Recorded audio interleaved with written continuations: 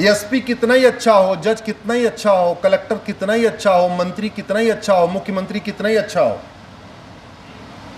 जब तक नियम कानून अच्छा नहीं होगा, लोगों को न्याय, कानून इतने ज्यादा क्रम्बल है, इतने अनक्लियर है, लैंग्वेज में इतना ज्यादा उसके वेगनेस है, सेम ऑफेंस में डिस्ट्रिक्ट कोर्ट फांसी देती है, हाई कोर्ट बरी करती है, सुप्रीम कोर्ट आजीवन कारावास करती है। और आपने देखा होगा पिछले हफ्ते जयपुर में ऐसे हुआ, कुछ लोगों ने अखबार में पढ़ा होगा, ट्रायल कोर्ट ने फांसी दिया, हाई कोर्ट ने बरी कर दिया। 70 लोग मारे गए या कितने लोग मारे गए थे वहां पे, और बरी हो गए सब। क्यों बरी हो गए? क्योंकि सबसे पहली बात तो ये, हमने साइंस को यूज करना शुरू नहीं किया, टेक्नोलॉजी को यूज करना शुरू नहीं किया। बाकी हर जगह साइंस टेक्नोलॉजी यूज हो रही है, जस्टिस सिस्टम में, इन्वेस्टिगेशन में हमने साइंस को यूज करना शुरू नहीं किया। दुनिया के कई देशों ने नार्को पॉलीग्राफ ब्रेन मैपिंग कानून बना दिया, अमेरिका ने बना दिया है, इंग्लैंड ने बना दिया, सिंगापुर ने बना दिया, कई देशों ने बना दिया, हमने नहीं बनाया आज तक। पता नहीं नार्को पॉलीग्राफ ब्रेन मैपिंग से डर, किसको डर लग रहा है, आप लोग तय करो डरने वाले कौन है। लेकिन डर है, भय है, इसलिए नहीं बन रहा है, स्वाभाविक सी बात है। अगर नार्को पॉलीग्राफ ब्रेन मैपिंग कानून हो जाए तो पहली बात तो 50 फेक केसेस लिखने बंद हो जाएंगे। जो झूठे केस लिखाए जा रहे हैं, झूठे केस की वजह से बर्डन बढ़ रहा है, पुलिस के ऊपर बर्डन बढ़ रहा है, जुडिशरी के ऊपर बर्डन बढ़ रहा है, वो बंद हो जाएगा। दूसरा, झूठ बोलने के खिलाफ हमने कोई कानून ही नहीं बनाया। झूठ बोलने के खिलाफ हमने कोई कानून बनाया नहीं। उसका सबसे बड़ा दुष्परिणाम यह हो रहा है कि हमारे यहां कोई किसी को कुछ भी कह देता है। पहले कहते थे टाटा बिरला चोर है, बाद में कहते थे अदानी अंबानी चोर है। आज की सिचुएशन यह है, कोई सम्मानित आदमी हो, मैं आपको एग्जांपल देता हूं, घटिया कानून के दुष्परिणाम क्या है। एक कोई सम्मानित आदमी हो जिसके यहां पे 1000 आदमी सामने खड़े हो, मान लीजिए उसके बेटे की सगाई चल रही है या बेटी की सगाई चल रही है या कोई फंक्शन चल रहा है, एक आदमी आके कह दे ये बलात्कारी है, या एक आदमी आके कह दे ये चोर है, आप बताइए जरा कॉन्सिक्वेंस क्या है? मुकदमा दर्ज होगा क्या? पुलिस मुकदमा दर्ज ही नहीं कर सकती। इंडियन पिनल कोड में ऐसा कोई प्रोविजन ही नहीं है। क्या प्रोविजन है? मानहानि का। तो जिसको बलात्कारी कहा या चोर कहा, वो जाए मानहानि का मुकदमा कराए। मानहानि के मुकदमे में न्यायिक सिस्टम ऐसा है, 10 साल हाई कोर्ट, डिस्ट्रिक्ट कोर्ट, 10 साल हाई कोर्ट, 10 साल सुप्रीम कोर्ट। 30 साल के बाद क्या निकला कि नहीं वो चोर नहीं था, तो चोर तो था ही नहीं वो। 30 साल के बाद क्या हुआ? नहीं रेपिस्ट नहीं था, वो तो था ही नहीं। 30 साल के बाद वो भ्रष्ट नहीं था, वो था ही नहीं। तो 30 साल लड़ने के बाद उसको कुछ मिला क्या? मिला कुछ, लेकिन 30 साल उसका सामाजिक जीवन नर्क हो गया कि नहीं? 30 साल उसको बाहर जाने में शर्म आ रही है कि नहीं? और यह भी हो सकता है कि जो सगे हैं वो तो जानते हैं, लेकिन जो नहीं जानते वो तो उसको शक की निगाह से देखना शुरू करेंगे कि नहीं शुरू करेंगे? उसके पास एक ही तरीका है, या तो मानहानि में जाए, डिफेमेशन में सेक्शन 502 में जाए, 499 में जाए, तो 30 साल लग जाएगा, या उठा के उसको डंडा मारे, और डंडा मारे तो उल्टा उसके ऊपर मुकदमा की डंडा क्यों मार दिया। आप जरा सोचिए, इन घटिया कानूनों के कारण इज्जतदार अच्छे लोगों का जीवन यहां पे मुश्किल हो गया है।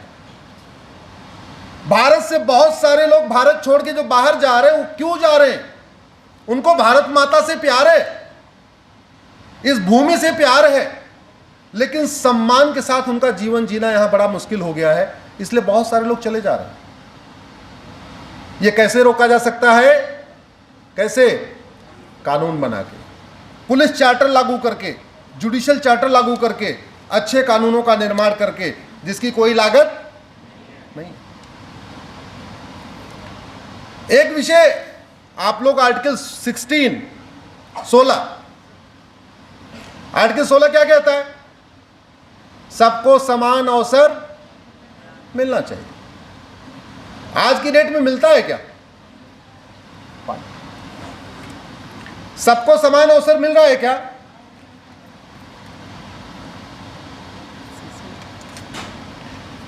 हमारे देश में खेल क्या हुआ भाई, सबको समान अवसर देने के लिए रिजर्वेशन सिस्टम लागू कर देते हैं। अगर रिजर्वेशन सिस्टम से सबको समान अवसर मिलता तो 75 साल में मिल जाना चाहिए था। 75 साल बहुत होते हैं किसी सिस्टम को ठीक करने के लिए। रिजर्वेशन सिस्टम से मैं आपको कह रहा हूं, आज IIMT से कह रहा हूं, 75 साल छोड़िए, 7500 साल में भी इक्वल अपॉर्चुनिटी नहीं मिलेगी। नामुमकिन है, मिल ही नहीं सकती है।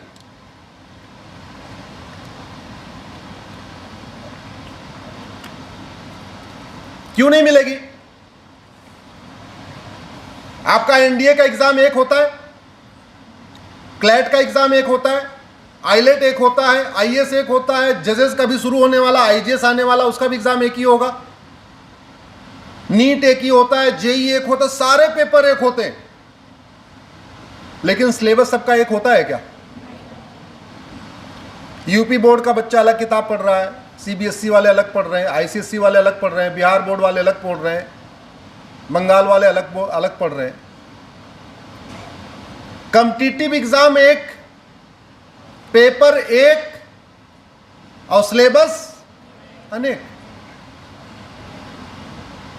500 रुपए जिसकी फीस है उसकी किताब अलग, 2000 रुपए जिसकी फीस है उसकी किताब अलग। सीबीएसई में ही बता रहा हूं आपको, सीबीएसई में जो 2000 रुपए फीस दे रहा है वो अलग किताब पढ़ रहा है, जो 10,000 रुपए फीस दे रहा है वो अलग किताब पढ़ रहा है। तो इवन सीबीएसई के सारे बच्चे एक किताब नहीं पढ़ रहे हैं, इवन आईसीएसई के सारे बच्चे एक किताब नहीं पढ़ रहे हैं। और हम कह रहे हैं आर्टिकल 16 क्या कहता है? सबको समान अवसर मिलना चाहिए। दुख इस बात का है कि कभी इस पे गंभीरता के साथ चर्चा ही नहीं करते। रिजर्वेशन पे इतना तू मैं होगा, इतना नूरा कुश्ती होगी, इतना आरोप प्रत्यारोप होगा, सब कुछ होता रहेगा। सोशल जस्टिस के नाम पे भगवान जाने क्या क्या करेंगे, लेकिन जिससे वास्तव में सोशल जस्टिस मिलेगा, जिससे वास्तव में सबको समान अवसर मिलेगा, उस पर चर्चा नहीं करते। सबको समान अवसर तब मिलेगा जब क्लर्क और कलेक्टर के बच्चे की किताब एक होगी, जब कप्तान और सिपाही के बच्चे की किताब एक होगी, जब चपरासी और डायरेक्टर के बच्चे की किताब एक होगी, जब मंत्री और संतरी के बच्चे की किताब एक होगी। इक्वल अपॉर्चुनिटी तब आएगी। और यह संभव है, यह कोई इम्पॉसिबल नहीं है, असंभव नहीं है, संभव है। कैसे संभव है? राइट टू एजुकेशन एक्ट है, सुना आप लोगों ने? RTE, उसमें एक शब्द अगर जोड़ दिया जाए इक्वल, तो क्या बन जाएगा? Right to equal education. क्या बन गया? Right to. अभी जीएसटी सिस्टम लागू है ना, जीएसटी कैसे इंप्लीमेंट है? वन नेशन वन टैक्स कैसे चलता है? वन नेशन वन टैक्स को लागू करने के लिए एक जीएसटी काउंसिल है, केंद्र के वित्त मंत्री उसके चेयरमैन है, राज्यों के वित्त मंत्री उसके मेंबर हैं। हर 3-3 महीने पे बैठक होती है, वो बैठक तय करते हैं कि किस सामान पे कितना हमें टैक्स लगाना है। ऐसे ही होता है ना। ऐसे ही राइट टू एजुकेशन को राइट टू इक्वल एजुकेशन बनाया जा सकता है। जीएसटी काउंसिल की तर्ज पे एक एजुकेशन काउंसिल बन सकती है, केंद्र के शिक्षा मंत्री उसके चेयरमैन हो जाएंगे, राज्यों के शिक्षा मंत्री उसके मेंबर हो जाएंगे। अब उसके बाद इधर हम तय करते थे किस सामान पे कितना टैक्स लगाना है, यहां हम तय करेंगे किस सब्जेक्ट में क्या क्या पढ़ाना है। एक एक्सपर्ट कमेटी बन गई मैथ की एक्सपर्ट कमेटी देखेगी केरल में क्या पढ़ा रहे हैं, बंगाल में क्या पढ़ा रहे हैं, यूपी में क्या पढ़ा रहे हैं, बिहार में क्या पढ़ा रहे हैं, तमिलनाडु क्या पढ़ा रहे हैं, कर्नाटक क्या पढ़ा रहे हैं। वो एक्सपर्ट कमेटी सबकी किताब पढ़ने के बाद बोलेगी भाई ये 50 चैप्टर पढ़ाना है, बात खत्म। तो फिजिक्स का सिलेबस पूरे देश का एक हो सकता है, केमिस्ट्री का पूरा एक हो सकता है, जूलॉजी का पूरा एक हो सकता है, बॉटनी का पूरा एक हो सकता है, हिंदी का पूरा एक हो सकता है, इंग्लिश का पूरा एक हो सकता है, संस्कृत का पूरा एक हो सकता है। 10 में से 7 सब्जेक्ट तो कॉमन हो सकते हैं आपके 6वीं 7वीं 8वीं 9वीं 10वीं में। बाकी आप 2-3 सब्जेक्ट राज्यों पे छोड़ दीजिए। ठीक है, बंगाल को अपनी लोकल हिस्ट्री पढ़ानी है, बंगाल को अपनी लोकल ज्योग्राफी पढ़ानी है, बंगाल को अपने वहां के जो महापुरुष उनको पढ़ाना, ठीक है, 3 किताब राज्यों पे छोड़ देते। ये संभव है कि नहीं? मैं अपने सामने अध्यापक जो हमारे गुरुजन बैठे हैं उनसे पूछ रहा हूं, संभव है कि नहीं? संभव है। इससे वास्तव में लोगों को इक्वल अपॉर्चुनिटी मिलेगी, और इक्वल अपॉर्चुनिटी नहीं मिलेगी बल्कि भाईचारा भी बढ़ेगा। जो हमारा कॉन्स्टिट्यूशन कहता है, जो प्रियम्बल कहता है, यूनिटी, इंटीग्रिटी, और जो हमारा टॉपिक है एक भारत श्रेष्ठ भारत। एक भारत श्रेष्ठ भारत तब बनेगा जब सबका सिलेबस एक होगा, पढ़ने पढ़ाने का माध्यम भले अलग अलग होगा, बंगाल वाला बंगाली में पढ़ेंगे, गुजरात वाले गुजराती में पढ़ेंगे, महाराष्ट्र वाला मराठी में पढ़ेंगे, लेकिन सिलेबस एक होगा। तो पहला फायदा ये होगा, कास्टिज्म खत्म होगा। दूसरा फायदा होगा, क्लासिज्म खत्म होगा। तो जाति, धर्म, भाषा, क्षेत्र, मजहब, सारे भेदभाव खत्म होंगे और फिर एक भारत श्रेष्ठ भारत बनेगा। तो जो दूसरी रिक्वायरमेंट ये है, एक भारत श्रेष्ठ भारत की दूसरी रिक्वायरमेंट यह है कि 1 नेशन 1 एजुकेशन सिस्टम लागू किया जाए। और हमारे देश में चल रहा है। केंद्रीय विद्यालय में 12वीं तक सबका एक ही होता है, उसमें अलग अलग नहीं होता। आप केंद्रीय विद्यालय से भी सीख सकते हैं, अमेरिका का अडॉप्ट कर सकते हैं। अमेरिका में भी 1 नेशन 1 एजुकेशन है, चाइना में भी है, फ्रांस में भी है, सिंगापुर, दुनिया के कई देशों में, जितने डेवलप्ड कंट्री है वहां सब में कॉमन है। एक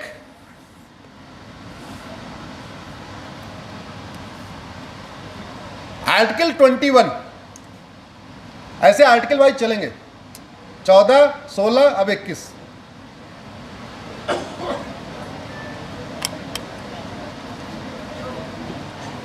आर्टिकल 21 क्या कहता है? राइट टू लाइफ एंड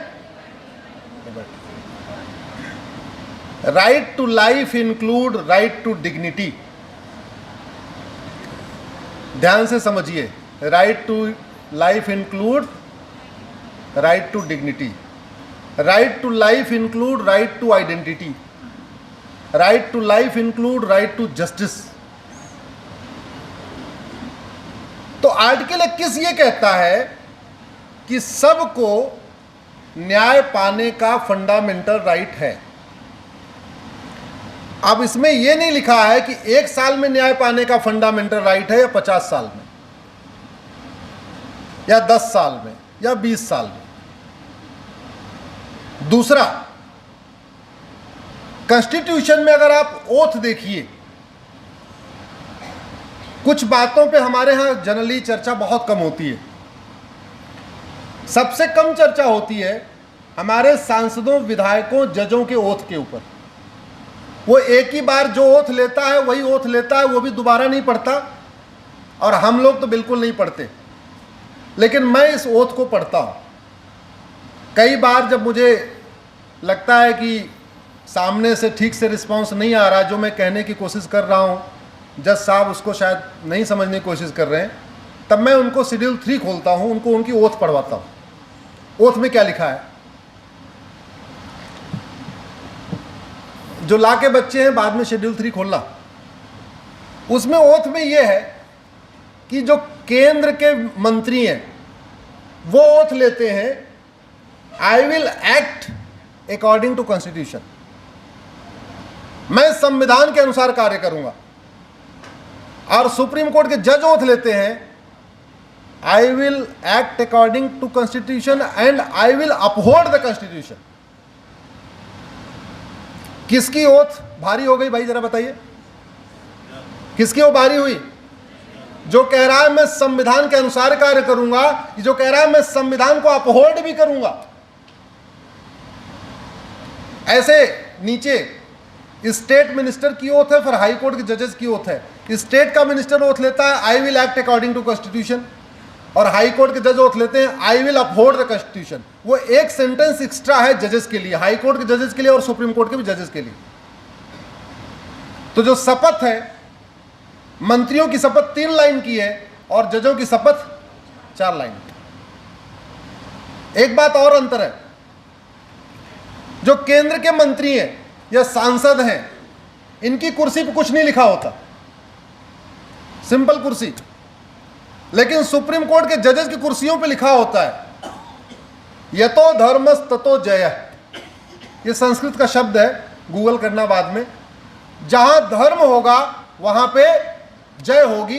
ये सुप्रीम कोर्ट के जजेस की कुर्सियों पे लिखा रहता है और हर कोर्ट में भी सामने लिखा रहता है कि मतलब जहां जज साहब बैठेंगे सामने दिखता रहेगा यतो धर्मस्ततो जय, और उस कुर्सी पे भी लिखा रहता है। ऐसे मुख्यमंत्री की कुर्सी पे कुछ नहीं लिखा होता,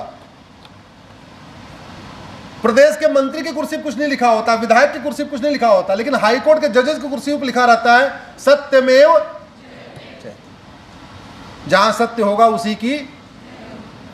इसका मतलब ये बहुत सोच समझ के किया गया और प्लान वे में किया गया कि सुप्रीम कोर्ट के जजेस की ड्यूटी है I will uphold the constitution and यतो धर्मस्ततो जय। हाई कोर्ट के जज की ड्यूटी है सत्यमेव जयते और आई विल अपहोल्ड द कॉन्स्टिट्यूशन। अगर आज 1 साल की बजाय 50 साल में मुकदमा चल रहा है तो पहली ड्यूटी किसकी है? आप लोग बताइए, पहली ड्यूटी किसकी है इसको ठीक करने की? जिसने कहा आई विल अपहोल्ड द। वैसे भी सुप्रीम कोर्ट को गार्जियन ऑफ कॉन्स्टिट्यूशन कहते हैं, सुप्रीम कोर्ट को कस्टोडियन ऑफ फंडामेंटल राइट कहते हैं। इसमें बहुत सारे जजमेंट अगर आप निकालेंगे, सुप्रीम कोर्ट ने कहा है supreme court is the custodian of fundamental rights. तो supreme court is the custodian of fundamental rights, supreme court is the guardian of the constitution, यतो धर्मस्ततो जय, I will uphold the constitution. इन सारी बातें क्या कह रही हैं कि भारत में सबको जल्दी से न्याय मिलना चाहिए। और आर्टिकल 21 फंडामेंटल राइट हो गया, राइट टू जस्टिस। अनफॉर्चुनेटली इस विषय पे कभी गंभीरता के साथ चर्चा नहीं हुई। इसका नतीजा क्या है? एक गरीब आदमी, उसके यहाँ पे कोई दबंग आके जमीन कब्जा कर लेता है, वो लड़ता रहता है, लड़ता रहता है, लड़ता रहता है।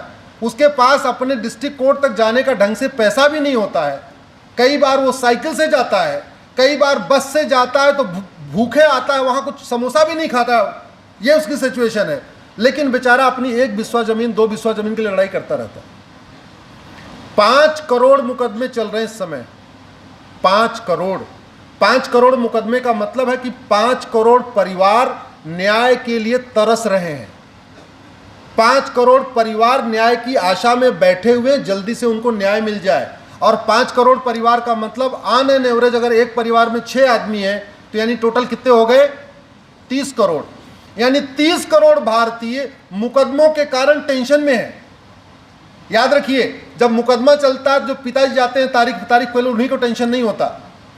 अगर मेरे घर में मुकदमा चलेगा, मैं तारीख पे तारीख मुझे मिलेगी, मेरे माता पिता को भी टेंशन होगा, मेरी पत्नी को भी टेंशन होगी। अगर मेरे 2 बच्चे हैं तो 2 बच्चों को भी टेंशन होगी। ज़्यादा है तो ज़्यादा को होगी, लेकिन 2 हैं 2 तो होगी। तो सामान्यतः अगर 6 आदमी का परिवार मान के चलिए तो यानी 30 करोड़ लोग मुकदमों के कारण टेंशन में हैं। इन 30 करोड़ लोगों को न्याय दिलाना किसकी ड्यूटी है? क्या कौन कहता है I will uphold the constitution?